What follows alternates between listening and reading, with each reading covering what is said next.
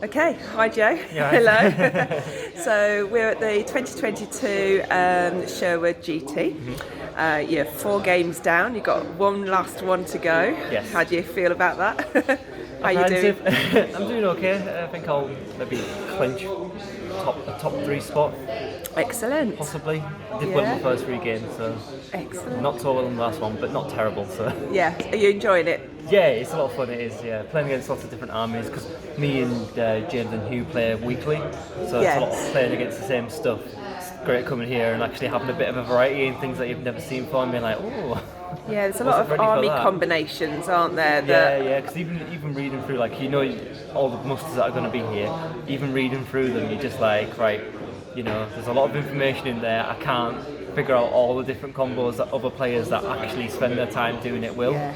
You know. Yeah. So how long have you actually been playing Darklands? A year or two. Oh, Not really? very long Yeah. at all, So you were telling me a little bit about how you got into the game. So just Yes, so it's literally just through James. Yeah. So he showed me the models, to be fair. He showed me the models first. Yeah. And I was like looking through all the different kindreds and I was just like, oh, these are really cool. And I was like, I could definitely get into this because I think we were saying the only other type of war game I played is a skirmish one. Oh, that's right. Which Yes, is you a said. lot smaller scale, so this is the first like full sort of armies sort of thing.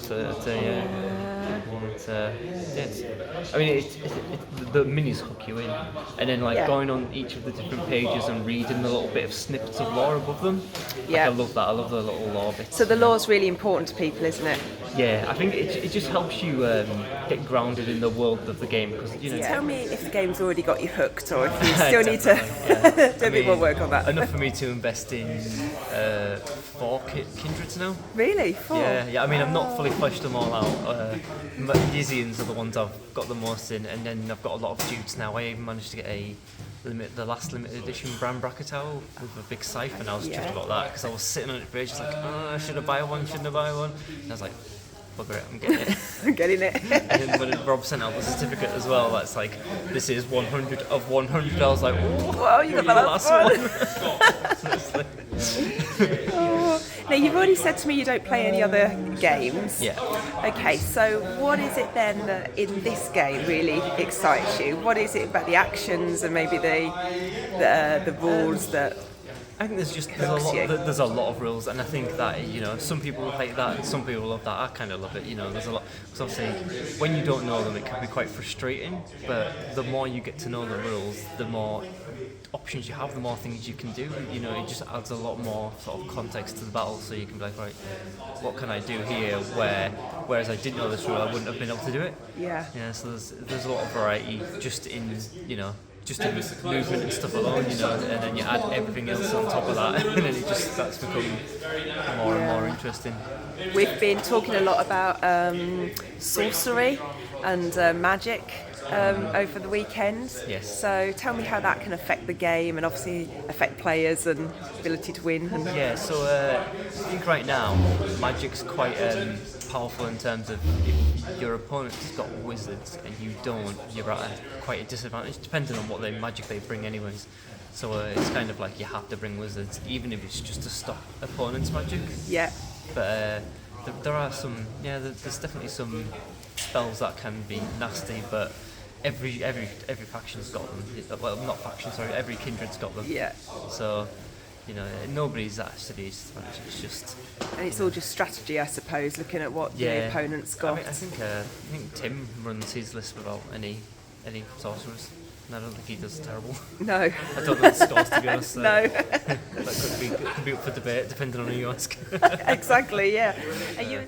At the minute, there's a bit of a meta in terms of the enemy wants to bring along someone who can pick off wizards quite quickly. Yeah. And a lot of people don't like it.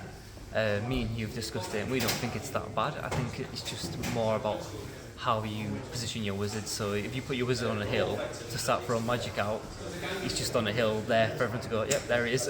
Get him. Or, you put him sort of at the back, make your opponent work to get to the wizards. it becomes a lot more difficult. But I don't think people are too keen on the idea of having to hide things to be able to have them stay alive in the game. But Sure. it's just part of the game. It's part of the game, part of the strategy. Exactly. You learn that. Positioning key, I think. I think they were talking about positioning ground yesterday and how it doesn't really matter that much. Like, well, it definitely can. You don't know where your opponent's going to be. It definitely dictates how you would want to set up your own army.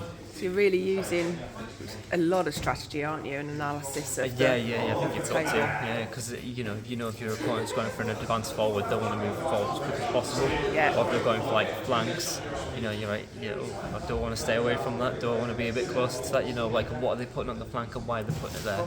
Like that makes a whole difference, doesn't it? Because if it's there, maybe they want to be further forward, maybe they want to be further away.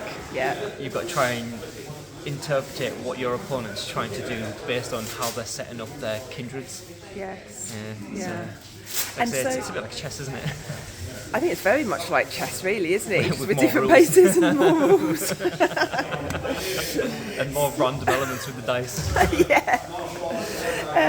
So what would you say to other people if they were thinking or considering playing the game and starting the game? What would your advice be? I think my advice for any new players or anyone who's trying is always just go for a very basic rule set. I think there's a quick battle guide. Yes. And I think just doing that a few times, getting them basic rules down, because I think we've got a new player with us at the minute, and he's just struggling to figure out how parries and stuff works. So we're always like, right, you start with base 5 and then you go right increments of 10 up or down, that's where your thing goes, and it always stops at 3 or 7 and then you add modifiers on top of that.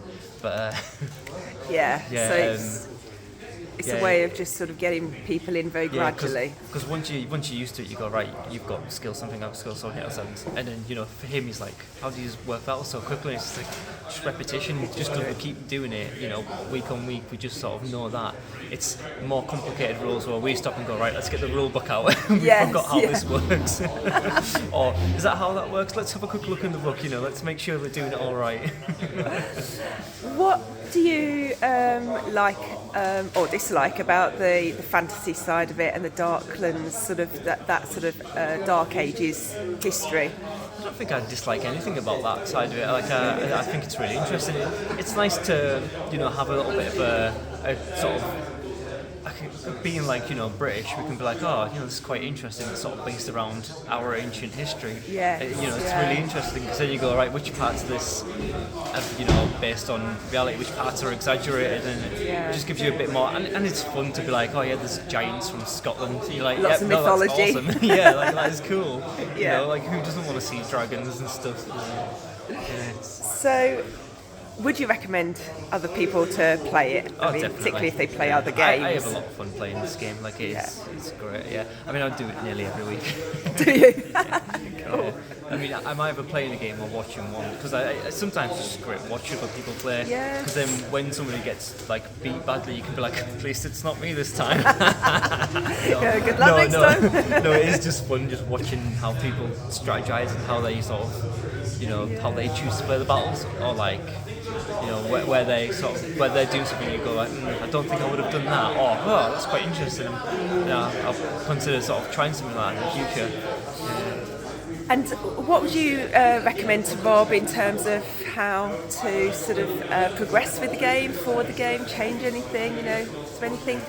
I don't know, to be honest. It's something I've thought about too much. No. You're happy with the way it's all going? Yeah. I think there's a few rules that could be tweaked a little bit, but that's just comes with time. It comes with time. Yeah. I think there's a specific action gating at the minute, which is a bit powerful, but it is what it is. You've just got to, learn how to deal with it and try and overcome it.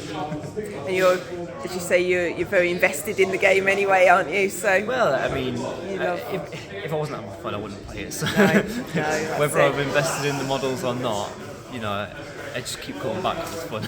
Yeah, and the models look great. Great miniatures, a good jumping off point. Well, thank you very much. No thank problem. you, Joe. And I know you've got your 5th game you're going into now. Yep. Good luck with that. Thank you for talking to me. No problem. Thank Take you. care.